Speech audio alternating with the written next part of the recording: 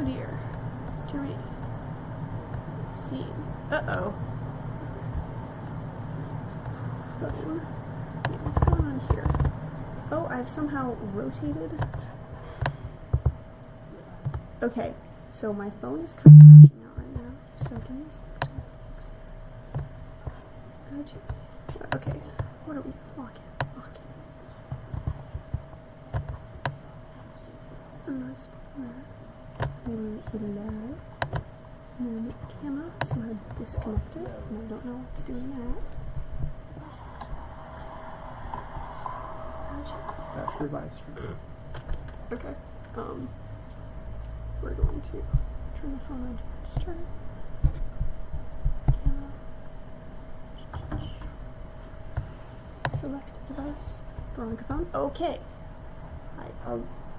We should be back pretty soon. There might be a slight delay. That would not surprise me. OBS. Oh, it's upside down. Okay, let me fix that real quick. Dear goodness, I'm not a tech person. Oh my gosh. Ah! Moose, can you help me with this? Yeah, now I can see him, but he's upside down. Okay. Would it help if I sit on my head? The bottom of the, you have to rotate the bottom circle. Bottom circle? Yeah. Here? Oh, no. Because there was a... Oh, there we go. Okay, we found it. You can't just stand on my head. That's easier. Yeah, that might be easier at this point. Okay. Okay, no, it's okay. We got it. Nice. I went through a brief yoga phase. Okay, well, he hasn't fully updated just yet. Yes, a little delayed. Let me just... Yeah. But it should fix pretty soon. So let me know when it's fixed and we are back, not upside down, and we will start the interview. Okay, no, it's okay. We got it. Okay, you're not fully there just yet. Okay. So I think there's just a little bit of a delay, so I think we're going to start. But there's also audio's on somewhere. Oh, the audio is coming from the computer. But it's playing back with the delay. No, that's because Luis has it open on his phone, because I just wanted to make sure there wasn't like... Oh, I see. So that's what yeah, it's totally separate. I got But it. yeah, you can at least turn off the sound for that so we're not hearing it through here. Alright, Turn it off. awesome. So, thank you so much for coming to talk to us today. Thank you. So, I guess, just starting for the audience, who are you? What do you do? And how did you actually end up in politics? So my name is Daniel Biss. I have the honor of serving as mayor of Evanston, the community just to the north. Yep. And I'm running for Congress in the 9th District, where Jan Schakowsky is retiring after an extraordinary career of remarkable, fierce service. And I got into politics in like a super bizarre way, frankly. I was a math professor. In fact, I moved to Illinois the first time to teach math at the University of Chicago. And that was like my dream job. Like that's what I wanted to do since I was a teenager. It was actually, when I moved into my apartment in Hyde Park, I had this very unpleasant move, and I remember thinking, well, at least I'm never going to move again because this is my forever job, and my forever life, and my forever apartment, and my forever everything. And then, you know, pretty soon, like the country's rushing off to war in Iraq. The president's lying to us. Things felt to me at the time like they were just spiraling out of control. And I recognize that sounds very quaint compared to how messed up everything is now. Right. But at the time it really felt like we were teetering on the edge of something, and that we had become unmoored from facts and empiricism and integrity, and that I just had to kind of like stand up and try to do something. So I started knocking on doors. I got really involved in political organizing, and I just I fell in love with this idea that people can come together and make change. This idea that we can build movements that change society, and eventually that led me to politics, and I spent 8 years in the legislature down in Springfield, and now I've been mayor of Evanston since 2021.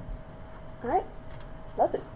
So, Evanston, to people in the audience who are not from the area, that is the home of Northwestern University, which you've probably heard of because it's a pretty important Big Ten school. So I was wondering, since you're in local government, you're the mayor of local government, could you describe to us like what the relationship is between the city of Evanston and Northwestern University, and like what that looks like? Ooh. It's real complicated. I mean, first of all, Evanston is called Evanston because Northwestern was founded by a guy called John Evans. All right. Like the university is like essentially older than the town. So the relationship is as old as the two institutions are. And I mean, it's complicated, right? Like, on some level, we are who we are because of Northwestern. Like, Right. we're an intellectual community, and an activist community, and a diverse community, and like those are university-coded qualities, right? Yeah. But also, it's tense. Like, the university doesn't pay property taxes, and students get drunk and make noise, and people often feel like, ugh, the university is kind of too powerful. They get what they want. We don't get what we want. So the relationship is both intense and close, and also sometimes challenging. And there's a fair amount of suspicion on both sides. And a lot of what I've had to do as mayor is work through tough issues. To figure out, like, okay, here's a way that there's a tough situation or there's disagreement, and we can work through to get to a place that's good for both sides. But also, let's find a bunch of situations where instead of like, I want X and you want not X, and we're going to have a boxing match until somebody wins. Right. Instead, we can find ways to partner on things where you have this capability and I have some other capability, and they're complementary, and we can come together and build a thing together that we couldn't have built alone. Right. I've been really excited to find opportunities like that and do meaningful collaborative things that have made Northwestern and Evanston better places. All right. And just out of curiosity, specifically, like, how does Northwestern contribute to, like, the economy of the city of Evanston? Like, I mean, obviously, I assume it's your biggest employer, so that's Yeah, something. so there's a few different ways of thinking about it. One is it's a giant employer. One is it brings an absolute truckload of people into town, not just the undergraduate and graduate students, but visiting faculty, people who come through for a lecture, conferences that occur, parents.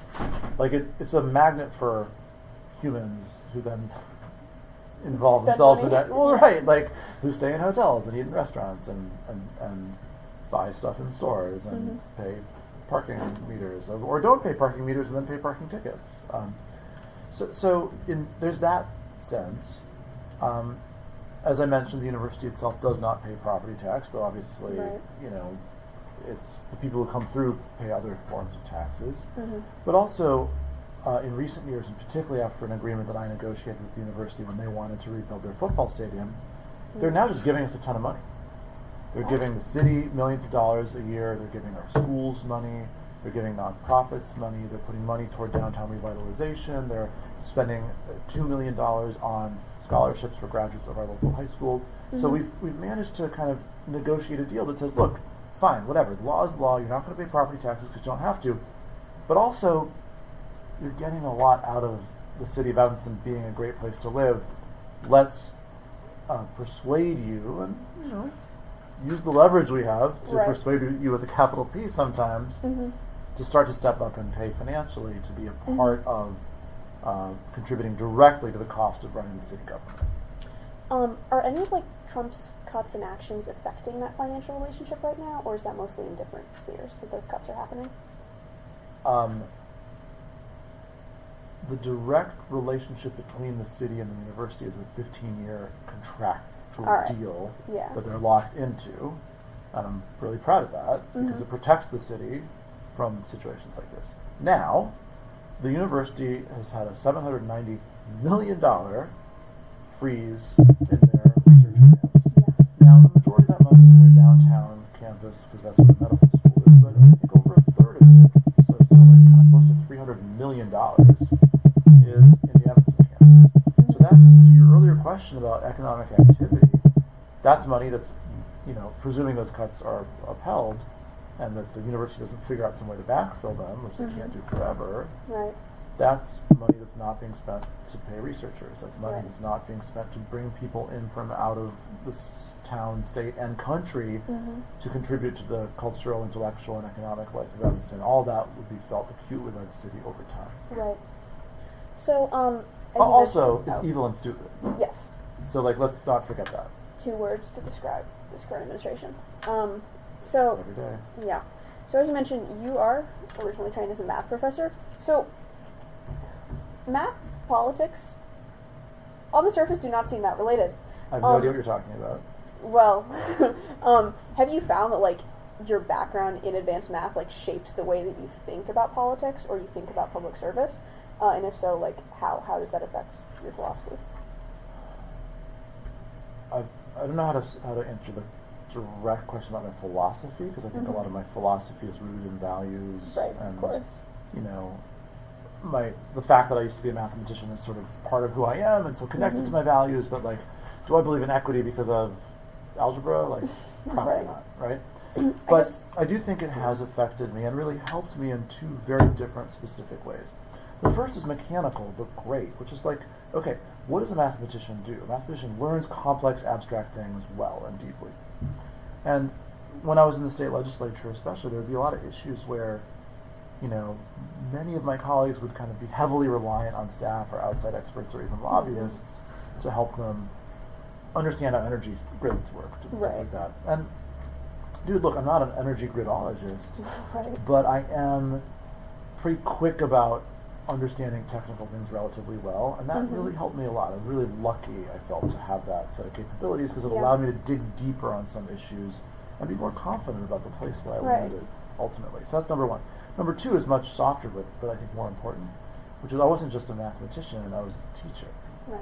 And if you're a good teacher, what are you trying to do all the time? You're in front of a whole bunch of people who are there for different reasons, of different interests, different communication styles, different backgrounds. But you have to communicate with all of them, and you have to get to know all of them, read the room, and understand, like, hey, these 8 people get it, but those 2 don't. And I'm going to have to change the way I'm communicating to make sure that I'm bringing those 2 along with me. Right. And I feel like that, I mean, that's a hard thing to do, and I'm not perfect at it, of course, but I spent a lot of time practicing that Right. before I went into politics, and it really helps. Yeah. It's really cool. So, what concerns you the most about higher ed right now? There's a lot of things to pick from, but if you could pick one thing that concerns you the most, what would it be? So I'm going to give a really specific answer here, and it's probably a lie in the sense it's probably not the thing that concerns me the most, but I think it's the thing that concerns me a lot that maybe isn't on everyone's mind. Right. So I'll share it, and then you can call a foul and make me answer the question more literally after. But here's the thing, and this is a view of the world that is really affected by having been a mathematician and an academic. For like almost 100 years, certainly since the post-World War II era began, the U.S. has been the destination of choice for many of the world's best and brightest, right? I might have grown up in Africa or Europe or Asia or South America, but I'm one of the greatest chemists on earth. I probably want to come to America. Right. And that wasn't a random lucky coincidence. That was because of, I mean, part of it was luck related to a variety of concepts, you know, like History, geography. history and geography, exactly, right? But part of it was about investment. We chose to invest to make the research environment in this country and the academic environment in this country absolute top-notch, the envy of the globe. And so, like, one of the easy stats is some incredible percentage of Nobel Prizes were awarded to people at American universities, but it's also just like so much has been invented here, so much has been developed here, the kind of intellectual electricity of having so many new ideas created here, so much inquiry happens here. That has been an unbelievable asset for this country. It has been a game changer for us. Again, economically and culturally and socially and soft power globally, it's been huge. And Donald Trump is deliberately trying to destroy it. Right. So, to answer your question, here's what I'm concerned about. That remained the way it was for a long time, because that kind of situation is sticky. Once Right. it gets to be a certain way, it's very easy for it to stay that way, right? Because, like, America is already the place that so many academics from around the world want to come. And so, like, I'm an undergrad, but I see the grad students at my university in Paris or London or Moscow or Tokyo or Johannesburg. They all want to go to American universities, so maybe I'm going to do that later. And it gets passed on from generation to generation. It's become traditions and customs and habits. So Donald Trump's destroying that. Right. If he succeeds, and some other place becomes that instead of America, it's going to be sticky there. Right. And then we're going to have lost this extraordinary asset, not just for the 4 years of this Trump term, but for maybe 2 generations afterwards. Right. And that place, it looks like right now, would Likely be probably China. be China. Correct. Although, I guess I wonder how much of like us being able to sustain such incredible like research is related to freedom of speech. Yeah. And the, Freedom period. Yeah, freedom period. Yeah. It's a great question, right? Can you be a magnet for global researchers without having lowercase l liberalism, right? Mhm. Without being a place that believes in personal freedoms, freedom Right. of speech, freedom of assembly, freedom of travel, freedom of religion, right? Like freedom of not having ethnic cleansings. Mhm. Like the problems in China are, from a human rights standpoint, they're catastrophic. From a political freedom standpoint, they're catastrophic. And I do wonder how that interacts with open, free inquiry, you know? Yeah. But still, we're certainly giving them a big boost. Yeah. Well, I mean, if we think that China probably can't be the kind of research powerhouse that America is because they don't have that spirit of open inquiry, if research still does shift to China, I mean, that's just bad for discoveries, right? We're just going to, in theory at least, we might end up making less discoveries for people because all of a sudden you don't have that research magnet that is also a place of free inquiry. I think that's least in right. theory. I think that's right. I mean, I'm a little biased as a mathematician because one of the things that truly thrived in a remarkable way was Soviet mathematics. Right. And it's interesting, right? Because the Soviet Union was also really not about Right. freedom of thought, freedom of assembly, and there was tremendous ethnic bigotry and all kinds of things. And yet there was this little subculture of people doing beautiful, remarkable, cutting-edge mathematics. So it's possible, but it's almost like this kind of underground little thing, not a giant beacon for the whole world. Right. So, why should people who don't necessarily have a direct relationship to higher ed, so people who aren't academics, aren't students, why should they care? Why does this matter to them that Trump is trying to destroy American higher education? Yeah, so I'll give a highly practical answer and then a less practical answer. The practical answer is it's really good when we cure diseases and people stop dying. Right. It's really good when we invent new things that make people's lives better. It's really good when we invent new things that grow the economy and create jobs and create prosperity, right? Development of ideas and technologies and the outcomes of human inquiry are a machine for making life better, and breaking that machine will make everyone's life worse, not just the people who work there. So that's the practical answer. I believe it. But I also believe the other answer, which is like the social benefits of deep thinking, probing inquiry, challenging status quos, asking tough questions even when it's uncomfortable, thinking of new ways of understanding the world and the people around us. Dude, that makes life better. That makes my life is better if I'm surrounded by people who are doing that kind of thing. Right. Because it enriches the intellectual and cultural and social environment around me. So to kind of deaden that type of inquiry is to take something really profound out of human existence. Thanks, Donald. Thanks, Donald. So, why is higher ed so often villainized? Why is it the target of choice? And what can those of us who want to protect it do to change the broader cultural narrative around higher ed? It's a very easy target, right? Like, first of all, it's elite and elitist in ways that suck, that are the worst. I come from elite higher education. I'm not a fan. I'm not a fan of the exclusiveness for the sake of exclusiveness. I'm not a fan of the snobbery that sometimes exists. I'm sorry. Can we be honest, right? Yeah, it's real. absolutely. It's real. It's real, right? I think the academia tends to create jargon nominally to be like, oh, we're creating words that make our communication with each other easier, but actually maybe we're erecting walls and digging moats and stuff that make what we do seem impenetrable. Right. None of that's attractive. So that's the beginning. Next, these are organizations with tens of billions of dollars in their endowment who then charge $100,000 a year to their students and then say they're poor. Yes. It's not very sympathetic, right? Yes. It's not very sympathetic. And so I think all of that is real.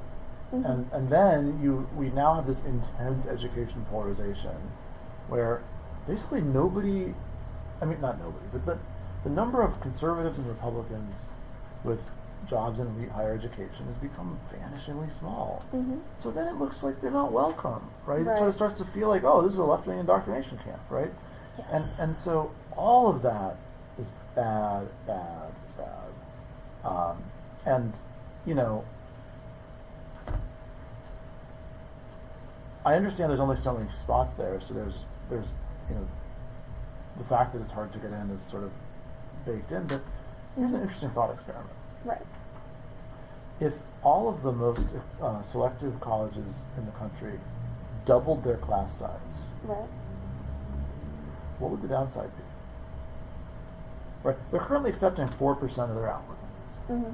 So it's not like they would have trouble only selecting 8% of their applicants, Right. Like they would still be able to choose highly qualified people.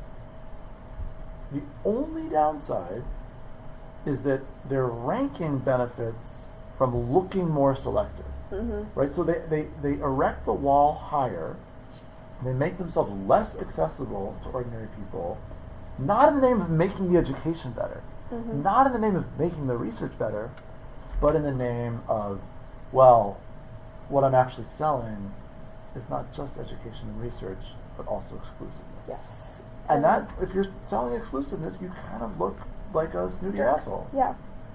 So anyway, I'm sort of rambling here, but Yeah. I think I understand in my bones why higher ed can be easy to be frustrated with, especially Mhm. elite higher ed, which is Right. right now the number one target of Trump. And I think being a little bit less elitist Yeah. is the number one way to be less unattractively elite. Well, and I mean, I will say, as a rising high school senior, this is the sort of thing that I'm thinking about a lot right now. Okay. And one thing that happens a lot is these elite colleges, they send out so many mailers. Like, they send out all these mailers to people, and I'm sure in emails, and I'm sure it barely costs them any money. But, like, the reason they do it is to drive up the number of people who apply so they can keep their acceptance rates lower so that they, like, rank better. And it's like, why have we created a system where, like, letting less people in is good when your goal should be to educate the most people? No, I think that's exactly right. And by the way, do you know the answer to that question? Money donors? But yes, but there's an answer upstream of Mhm. that, which I think is like really the problem. Right. And I'm saying this as though it's a right and a wrong answer. There's not. But here's my analysis of the situation. We have such an unequal economy Yes. that people, whether they're rising high school seniors or their parents, are really concerned, how is my kid going to be economically secure? Because the economy is like this. So it's no longer like, oh, if I'm in the middle, it's okay. Because there's such inequality. And frankly, Mhm. the median person is still economically struggling in today's Right. world. Yeah. And so people are desperate for a chance to get ahead. And so again, what they're seeking with these fancy schools isn't just a good education, but it's an exclusive good education that gives them a leg up on someone else. Right.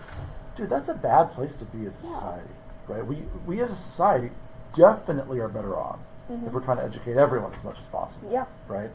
But if my self-interest personally is to help my kid be better educated than your kid, instead of to help both of our kids be as well educated as possible, you create this perversion in the system. Well, And it's so a- then they're selling exclusivity, not education. It's a zero-sum mindset, you know? Exactly. That's good. That's good. So why are colleges so liberal? And is that, like, a bad thing? Should we fix it? That's such an interesting question. So colleges are so liberal, and partially because I do think that kind of left-wing thinking is less top-down, less command and control, less follow orders, more figure out your own truth, and so that's correlated Mhm. with open inquiry. But it's become much more extreme in recent decades and even just recent years as education polarization's kind of taken over American politics. Mhm. And so that's this sort of funny feedback loop, right? Where like there's huge education polarization, and then the places that are where the education happens that become more a monoculture politically themselves. Mm-hmm. I don't think that the goal of university should be to aim for political balance. Right. I think that doesn't really make sense. They should No. aim for open inquiry and Right. thought and education and exploration. But I think that a society where, you know, half of the political spectrum feels unwelcome in academia is a society that's asking for trouble. Mm-hmm. And so I think something ought to be done to reverse this pattern, because I think it's breaking society in pretty ugly ways. Right. It's messing up our politics, obviously. I think it contributed deeply to Donald Trump's coming back to power. But it's also just not a healthy way to live. Right. And for like not just like academics themselves are broadly more liberal, but you know, that phenomenon, and I think this is true, I think this does happen a lot, where kid of conservative parents goes to college and comes out like a liberal. Yeah. I mean, why does that keep happening? You know, why is it so common? Well, of course, a snooty liberal would say because they get educated about the truth. Right. I think the truth is that politics, like so much of life, is social, Mm-hmm. and we're affected by the people around us. When we admire people, we're especially affected by their ideas. When people show themselves to be fascinating and thoughtful and brilliant in some areas, we tend to kind of by default want to follow them on other areas as Right. well, right? And so I think it's natural. I mean, if I'm a conservative and I show up in a place where I have a great time, I'm surrounded by people who are interesting and I'm learning from them, and they all tend to be progressive. You know, some people will kind of like solidify their own point of view and kind of shift further to the right as a backlash, but I think others will kind of drift toward Mm-hmm. the milieu that they're in, because that's, you know, I mean, and I should say it's also a good thing, right? Like, Mm-hmm. like, what is being a person? It's like hanging out with other people and learning from them. Right. And so if I'm hanging out with people and learning about their way of seeing the world and being Mhm. persuaded by it, that's just like life being good. Yeah. So, you, as you mentioned, used to teach at the University of Chicago, and so the University of Chicago is fairly well known among people who care about this sort of thing for its like very strict policy on institutional neutrality, which is a very fancy word that means the university should not get involved in social issues. Essentially, the university itself should not publish statements. I'm oversimplifying this. I think that's roughly what it is. Yeah, basically the university doesn't take positions on Right. things that aren't about higher education of the university. Right. Like the university might take a position on don't tax our endowment, Mm-hmm. or they might drift a little further toward traditional political issues by saying, here's what you can't do to our immigrant students. Right. But it wouldn't say, We believe in the legalization of gay marriage. or we stand with Ukraine. Right. Because that's not, you know, Right. directly related. So, do you agree with UChicago's approach? Like, universities should not issue statements on this sort of thing? If not, how are universities, like, how should they balance, like, promoting freedom of thought and, like, not kind of trying to become, like, you go to this university and this is what we believe, so this is what you believe, but also helping their more vulnerable students feel safe and at home in the university? Like, where's the balance there? Yeah, it's a hard question. As a rule, I tend to support the policy and the idea of we are a place that makes it Mm-hmm. safe for people to take positions, Yeah. not we take positions. Right. And I think it's also practical in the sense that there's just no end to it Right. once you start. Slippery slope. Right? So like maybe you can say we have LGBT students and faculty, and I don't really like how are we standing with our LGBT students and faculty if we don't say we support same-sex marriage, but then like what's the next issue and the next issue and the next issue? And if you take any positions, then you really are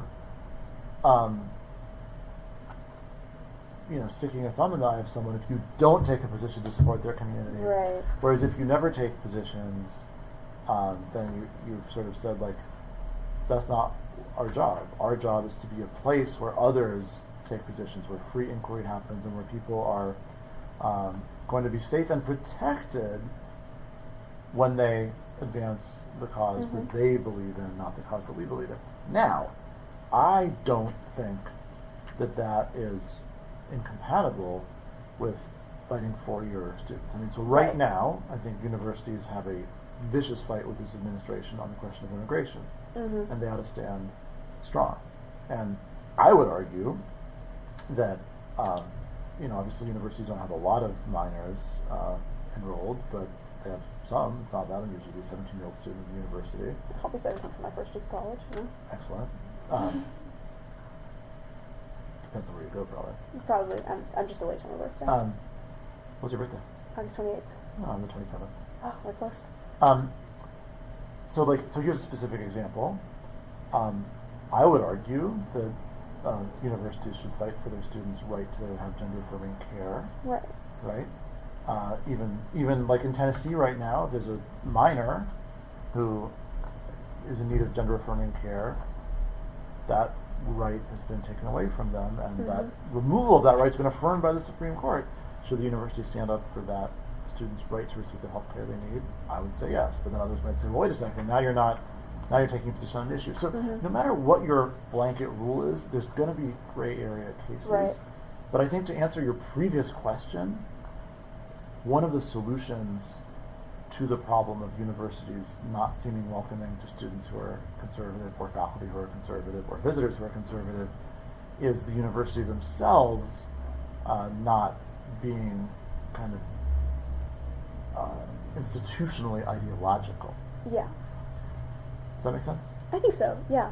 And so, kind of expanding on that, I think a lot of this comes from students have an expectation that the university that they go to is going to reflect their values to some degree. Yeah. And if those values aren't reflected, they sometimes feel alienated. I think, and this has been, I think, pretty touchy for the past couple of years, but this especially gets brought up with universities' financial investments. Yeah. If they have investments in companies that say do business with Israel and students don't support, the Israeli government's actions in Palestine, they do feel that they have a right for their university to at least reflect those values. Also climate. Yeah, climate Big is example, big yeah. also as well. So is that a fair expectation for students to have, I guess? Like, to what degree should students expect to go to a university that reflects their values versus how much should they just treat it like, not like a corporation, but, universities, they make money. Where do you draw the line between students wanting to see their university reflect their values and accommodating all students? I kind of don't think about it that way, Yeah. to be honest. I mean, to me, the way I think about it is, if you are passionate about an issue, then it makes sense to be an activist on that issue. And part of what being an activist is finding a target, Right. right? So, does a student have a right to expect that the university's investment portfolio will be aligned with that student's values? Sure, you have the right to expect whatever you want to expect. Right. You may be disappointed, but do you have the ability to engage in activism that tries to push the university to do what you want? You do have that ability. Yeah. I think it's a sensible form of activism, because as a student at a university, you're like a stakeholder without a lot of power. Right. And so a question that you're confronted with is, how do you use your status as a stakeholder, even though you don't have a lot of direct power, as a tool to affect the institution's behavior? And Right. it's hard. Yeah. But, so anyway, I would say, do students have the right to expect that universities' investments align with their values? Sure, you have the right to expect whatever you want to expect. Do I think it's a realistic expectation? I don't. Would I encourage students who are passionate about an issue to consider that type of activism as a piece of the way that they advocate for what they believe in? Sure, I think it's totally, it's a place where we've got some leverage, and activism is about finding leverage and using it. Yeah. So, very well thought out point of view. So, you are, if I recall correctly, the father of, is your non-binary, transgender? I have two non-binary kids. Two non-binary kids, right. So, obviously, Republicans are really attacking, just the ability of people to identify outside the gender binary at all right now, especially in red states, I mean, do you worry about sending them to a red state for college? What does that, feel like for you, being like the father of two non-binary kids right now in this moment, I guess? Not good.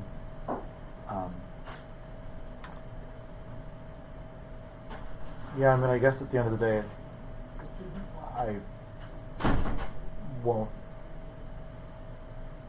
necessarily put my foot down, but no, I would not be comfortable sending my kids to school certainly not in states that have anti-trans policies. Mm-hmm. No, I would not.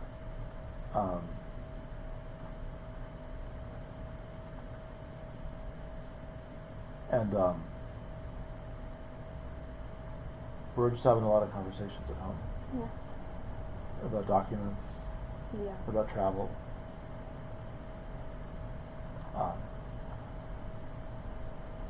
It's very scary. Yeah. It's really scary, and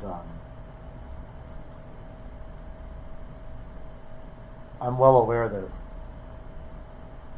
the community of trans people is very far from the only community that's under attack. It's not like Mm-hmm. we're special. Yeah. It's join the club. But it is hard to be under attack in this way, and to have to ask questions about, like, well, what does it mean to drive to the beach in Michigan? Like, what if the car breaks down in Indiana? Yeah. And if the car breaks down in Indiana, what kind of paperwork should we have with us? And as you can see, I'm totally struck dumb over here, because these are new questions. Right. And again, I recognize the privilege. Mm-hmm. There's a lot of people in this country for whom that type of question is not a new question. Yeah. But it's very tough to feel under attack by your government in that personal way, and Mm-hmm. and for kids to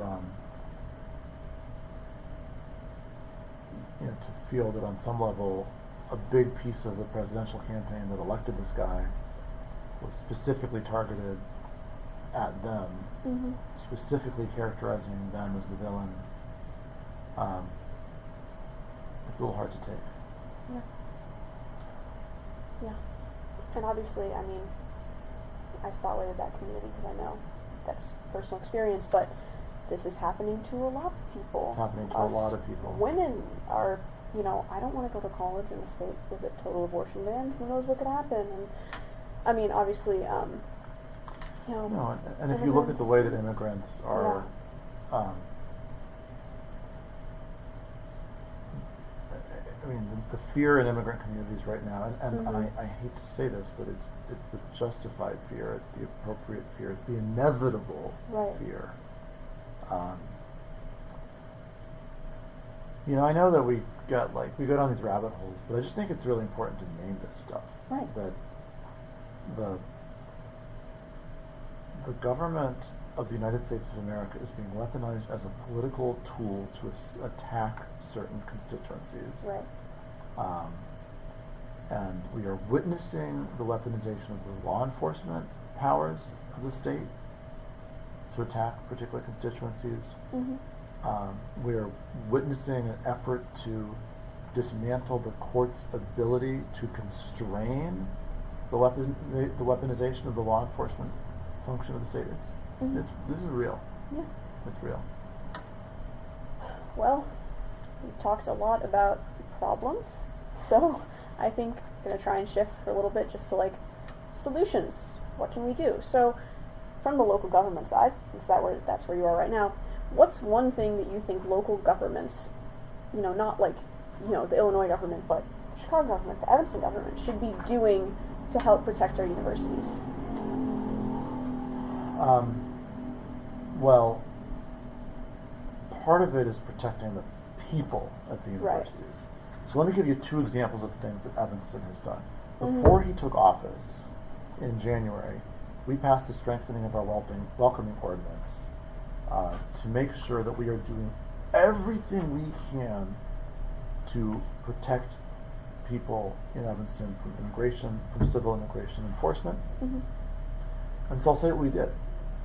We already had a welcoming ordinance that said that Evanston police didn't collaborate with ICE when Mm-hmm. it came to civil immigration enforcement. But the truth of the matter is, ICE works with other federal agencies. They hire these private kind of mercenaries, Mm-hmm. contractors, to whisk people off the streets. So now we have an ordinance in place that we're not going to cooperate with any of those folks. Right. And the other thing is, we're not going to allow our data to Mhm. be used by other law enforcement entities Right. to engage in civil immigration enforcement. Mm-hmm. We then did something very similar for reproductive care and gender affirming care. Mm-hmm. So that people who are maybe being looked for by a Indiana prosecutor because of Indiana abortion laws, or a Tennessee prosecutor because of Tennessee gender affirming care laws, or by some federal entity because of some executive order this guy signed, Mm-hmm. they're not going to get our data, they're not going to get our cooperation. We're going to just create a wall and protect our people. Yeah. So that's a big piece of it, that we need to make sure that we're making our community safe for everyone, which is the right thing to do, Mhm. and it's right for our communities, but it's particularly important for universities because people are looking around saying, do I want to go to Northwestern? Well, let me see Right. if the local laws will protect me if I Yes, do. exactly. And so it becomes important for the university as well. Yeah, that's great. So, and then on the academia side, so then what's one thing that like academics, university faculty, university presidents especially, should be doing right now to protect universities? So my friend Jordan Ellenberg, who's a math professor at Wisconsin, I Mhm. just last night read on his blog something that it really choked me up. He Mhm. said it's just like, hey, I got this piece of advice and I want to share it with everyone. Everyone should follow it. If you're a professor and you have graduate students who you're their mentor, you should tell them that sorry, it's very emotional for me for some reason. Your relationship with them as their mentor is not sanctioned by any government and cannot be canceled by any government, no matter what Mhm. that government does. Right. So the practical consequences of that is if a student of my friend Jordan is taken away by immigration authorities, Jordan is still that person's advisor, is still going to take responsibility for that person's academic and intellectual and professional development and learning. And I get emotional talking about it because that is where we win. Mm-hmm. When each of us understand precisely our sphere of influence Mhm. and don't let these guys take our power away from us. Mm-hmm. So Jordan's saying, I don't get to stop the masked thugs from taking my student off the street, Right. but they can't stop me from being that person's advisor and that person's educator and that Mhm. person's mentor and that person's friend and that person's coach and someone who's going to look out for that person professionally Mhm. going forward. And I just think it's a really important lesson. There's bad stuff out there for sure, but we also all have some power. And Mhm. never relinquish it voluntarily. Never concede in advance, Mhm. obey in advance, preemptively give them what they want. Right. So that's one thing. The other thing I would say, which is more simple, is just speak out, explain it. You know, and professors, they've got platforms. They can write op-eds that get published. Yeah. They have, explain what's happening. Explain what's being taken away. Explain what the damage is. Explain what the harm is. Explain what we as a society Mhm. are foregoing because of these policies. Because I think telling the story in a concrete, understandable human way of what the consequences of all this are is super important. Mm-hmm. All right, and so this is not our last question. So our second to last planned question.